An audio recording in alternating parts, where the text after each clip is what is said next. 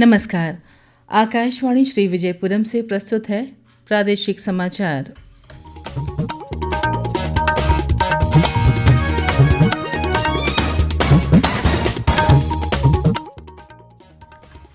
प्रधानमंत्री नरेंद्र मोदी आज कर्नाटक और गोवा के दौरे पर रहेंगे।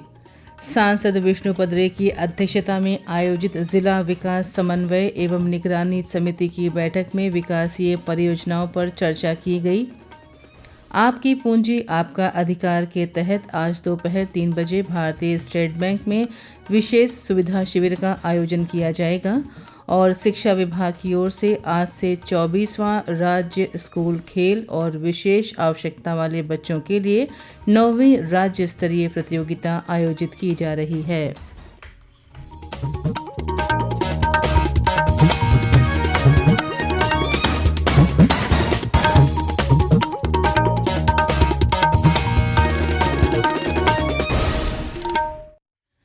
सुबह के समाचारों के साथ मैं पूजा सिंह। प्रधानमंत्री नरेंद्र मोदी आज कर्नाटक और गोवा के दौरे पर रहेंगे। श्री मोदी कर्नाटक के उडुपी में श्री कृष्ण मठ जाएंगे और लक्ष्य कंठ गीता पारायण कार्यक्रम में भाग लेंगे। वे कृष्ण गर्भगृह के सामने स्थित सुवर्ण तीर्थ मंडप का भी उद्घाटन करेंगे और पवित्र कनकना किंदी के लिए कनक कवच समर्पित करेंगे। इसके बाद प्रधानमंत्री मोदी शारदा पंचमार्थ उत्सव के अवसर पर गोवा में श्री संस्थान गोकर्ण परतगली जीवोत्तम मठ के 550वें वर्ष समारोह में भाग लेंगे। श्री मोदी मठ में कांसे से बनी श्री राम की 77 फीट ऊंची प्रतिमा का अनावरण करेंगे और रामायण थीम पार्क गार्डन का उद्घाटन करेंगे। इस अवसर पर प्रधानमंत्री उपस्थित जनसमूह को संबोधित करेंगे और विशेष डाक टिकट और स्मारक सिक्का जारी करेंगे। वित्त मंत्रालय ने कल अक्टूबर महीने की मासिक आर्थिक समीक्षा रिपोर्ट जारी की। रिपोर्ट में पिछले महीने के वृहद आर्थिक विकास के बारे में जानकारी दी गई, जो महंगाई में कमी, उपभोक्ता मांग में कमी और हाल के नीतिगत उपायों के शुरुआती फायदों से घरेलू अर्थव्यवस्था के स्थिर और मजबूत होने की ओर इशारा करते हैं। वस्तु और सेवा कर दर में कटौती और खाद्यान्नों की कीमतों में बड़े पैमाने पर कमी से अक्टूबर में खुदरा महंगाई दर 0.25% के सबसे निचले स्तर पर आ गई। त्योहारों के मौसम में मांग बढ़ने से उपभोग की मांग बढ़ रही है, जिसमें पेट्रोल की खपत 5 महीने के उच्च स्तर पर पहुंच गई और ऑटोमोबाइल खुदरा बिक्री वर्षवार 40.5% बढ़ी। अक्टूबर में सेवा निर्यात 38.5 अरब डॉलर के ऐतिहासिक ऊंचाई पर पहुंच गया। रिपोर्ट में यह भी बताया गया कि अक्टूबर में विनिर्माण खरीद सूचकांक बढ़कर 59.2 हो गया, जबकि सेवा सूचकांक 58.9 पर मजबूत बना रहा। दक्षिण अंडमान जिले के लिए जिला विकास समन्वय एवं निगरानी समिति की बैठक कल सांसद विष्णु पदरे की अध्यक्षता में आयोजित की गई। बैठक में दक्षिण अंडमान जिला उपायुक्त अर्जुन शर्मा, संबंधित विभागों के वरिष्ठ अधिकारी और पंचायती राज संस्थान के सदस्य उपस्थित थे। बैठक में केंद्र सरकार, द्वीप प्रशासन और स्थानीय निकाय की भूमिकाओं पर चर्चा की गई। सांसद ने दक्षिण अंडमान की विकासीय प्राथमिकताओं को पूरा करने के लिए सरकारी योजनाओं को समय पर पूरा करने के महत्व पर जोर दिया। बैठक के दौरान पिछले 5 सालों में जिलेवार वित्तीय और भौतिक उपलब्धियों पर प्रस्तुति भी दी गई। सांसद ने सभी योजनाओं की स्थिति की समीक्षा की और अपने सुझाव दिए। अंडमान निकोबार प्रशासन ने 44वें भारतीय अंतर्राष्ट्रीय व्यापार मेला 2025 में अपने शानदार पवेलियन के लिए कई सम्मान हासिल किए। 31 राज्यों और केंद्र शासित प्रदेशों, 61 केंद्रीय मंत्रालयों और 2000 से ज़्यादा एग्जीबिटर्स के बीच द्वीप समूह का पवेलियन अपनी रचनात्मकता, प्रस्तुतिकरण और सफाई के प्रति प्रतिबद्धता के लिए सबसे अलग रहा। पवेलियन को उत्कृष्ट प्रदर्शन, स्वच्छ पवेलियन अवार्ड के साथ एक विशेष प्रशंसा मेडल से सम्मानित किया गया। इस दौरान भारत व्यापार संवर्धन संगठन के प्रबंध निदेशक मुख्य अतिथि थे। ग्रामीण विकास सचिव राजेश चोपड़ा ने ये सम्मान लिया। प्रादेशिक समाचार आप आकाशवाणी श्री विजयपुरम से सुन रहे हैं। प्रादेशिक समाचार में आपका फिर स्वागत है। देश भर में शुरू हुई पहल आपकी पूंजी आपका अधिकार के तहत union territory level bankers committee की ओर से आज दोपहर 3 बजे भारतीय स्टेट बैंक आरसीटी के सम्मेलन कक्ष में विशेष सुविधा शिविर का आयोजन किया जाएगा। इस शिविर का उद्देश्य नागरिकों को उनके लंबे समय से लंबित पड़े वित्तीय स्थिति का पता लगाने और उन्हें वापस पाने में मदद करना है। इस शिविर में लोग अपने बिना दावे वाली जमा राशि, बीमा राशि और अन्य वित्तीय जानकारी प्राप्त कर सकेंगे और दावा प्रक्रिया पूरी कर सकेंगे। कार्यक्रम में भारतीय स्टेट बैंक के क्षेत्रीय प्रबंधक, आरबीआई और अन्य सभी बैंकों के अधिकारी शामिल होंगे।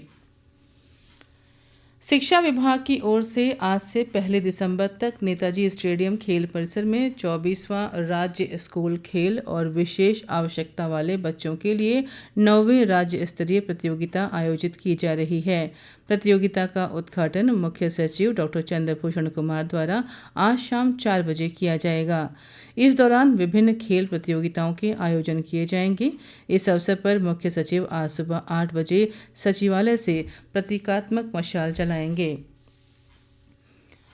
अंडमान निकोबार प्रशासन ने कहा है कि विभिन्न वीआईपी और विशिष्ट अतिथियों के दौरे के कारण आम लोगों के लिए गेस्ट हाउस और सर्किट कोर्ट में आवास की सुविधा अस्थायी रूप से उपलब्ध नहीं रहेगी। ये व्यवस्था 15 दिसंबर से आगामी वर्ष 25 जनवरी तक लागू रहेगी। विश्वविद्यालय अनुदान आयोग ने उच्च शिक्षा संस्थानों से समय पर परीक्षाएं आयोजित करने और अंतिम उपाधियां तथा प्रमाण पत्र शीघ्र जारी करने का निर्देश दिया है। आयोग ने कहा कि इसमें देरी से विद्यार्थियों के अवसरों का नुकसान होता है और उन्हें उपयुक्त तथा गुणवत्तापूर्ण रोजगार पाने में बाधा आती है। आयोग ने कहा कि विद्यार्थी शैक्षणिक कैलेंडर में निर्दिष्ट समय पर परीक्षा आयोजित करने और परिणाम प्राप्त करने के हकदार हैं। आयोग ने कहा कि विद्यार्थी परिणाम घोषित होने के 180 दिनों के भीतर डिग्री प्राप्त करने के भी हकदार हैं। ये भी कहा गया है कि नियमों का पालन न करने की स्थिति में आयोग दंडात्मक कार्रवाई करेगा।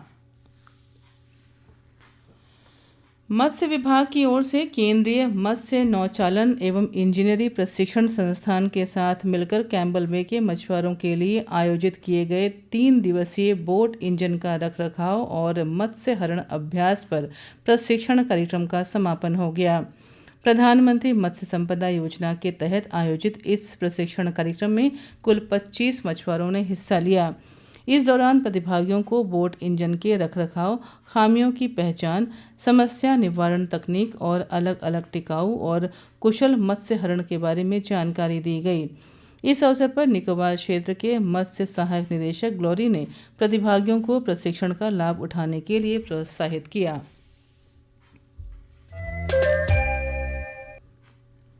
आकाशवाणी श्री विजयपुरम से प्रसारित होने वाला ये प्रादेशिक समाचार बुलेटिन आप मीडियम वेव के साथ साथ FM 100.9 मेगाहर्ट्ज पर भी सुन रहे हैं। प्रादेशिक समाचार के अलावा सुबह 9 बजे, 10 बजे और 11 बजे प्रति घंटा समाचार हेडलाइन FM रेडियो पर भी उपलब्ध है। और अब समाचार पत्रों की सुर्खियां। 44वें भारत अंतर्राष्ट्रीय व्यापार मेला में अंडमान निकोबार प्रशासन के शानदार प्रदर्शन के साथ पवेलियन को कई पुरस्कार मिलने के समाचार को द डेली टेलीग्राम्स और द्वीप समाचार ने प्रमुखता से सचित्र प्रकाशित किया है।